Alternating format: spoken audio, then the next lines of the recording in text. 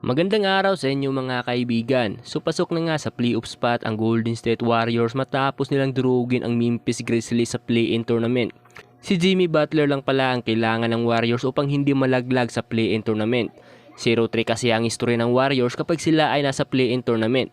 Ngunit ngayon ay secured na nga sa number 7 sa playoff spot itong Warriors at makakaharap pa nga nila sa first round ng playoffs ang number 2 sa West na Houston Rockets. Sa naging panalo na ito ng Warriors kontra Memphis Grizzlies ay bumalik na naman ang playoff Jimmy, kung saan naghalimaw nga rito sa laban si Jimmy Butler matapos niyang magtala ng 38.7 rebounds, 6 assists, 3 steal, 12 of 20 sa field at 12 out of 18 sa free throw. Subalit di nga lang si Butler ang nagliyab sa laban dahil naghalimaw rin si Steph na umiskor ng nasa 37 points, 8 rebound, 4 assists, 6 out of 13 sa 3 points at 13 of 13 sa free throw. Napakasulit talaga ng performance sa duo ng Warriors upang talunin ang Memphis Grizzlies sa play-in tournament. Hindi napigilan ng Memphis Grizzlies ang paghahalimaw sa laban ni Steph at Jimmy Butler. Sa kabila ng panalo ng Warriors ay biglang nag-choke nga sila sa laban. Umabot na kasi sa 20 points ang naging kalamangan ng Warriors noong second quarter. Ngunit naging pabaya kasi doon ang Warriors at kamuntikan pa nga sila makambak ng Memphis Grizzlies. Ngunit sa huli ay nakuha pa rin naman ng Warriors ang panalo sa score na 121-116.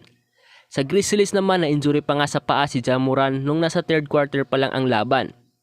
At nang kinalaunan ay nakabalik naman agad sa laban ngunit mayroon lamang itong nasa 22 points, 3 rebound, 3 assists at 9 of 18 sa field. At di naman naging sapat ang 30 points, 6 rebound, 4 assists ni Desmond Bane.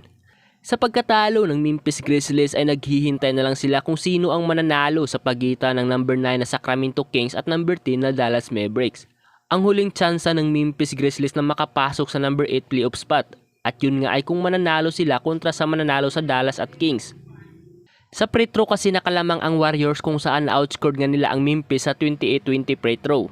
At isama na rin natin ang naging tapatan sa East ng Orlando Magic at ng Atlanta Hawks sa play-in tournament.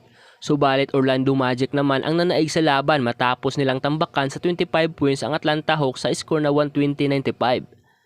At dahil sa naging panalo na ito ng Orlando Magic ay nanatili sila sa number 7 playoff spot at makakaharap nga nila sa first round ng playoffs ang defending champion na Boston Celtics. Habang mag-aantay naman ang Atlanta Hawks kung sino ang mananalo sa pagitan ng Chicago Bulls at ng Miami Heat sa play-in tournament. Sa laban na ito ay tambak na nga ang inabot dito ng Atlanta Hawks sa first quarter pa lang ng laban kung saan umabot nga sa 15 points ang tambak sa 32-17.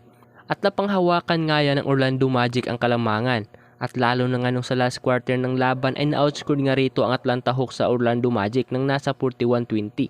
Ngunit bago tayo matapos ay maaari bang makahingi ng isang like at subscribe sa aking channel bilang suporta at maraming salamat.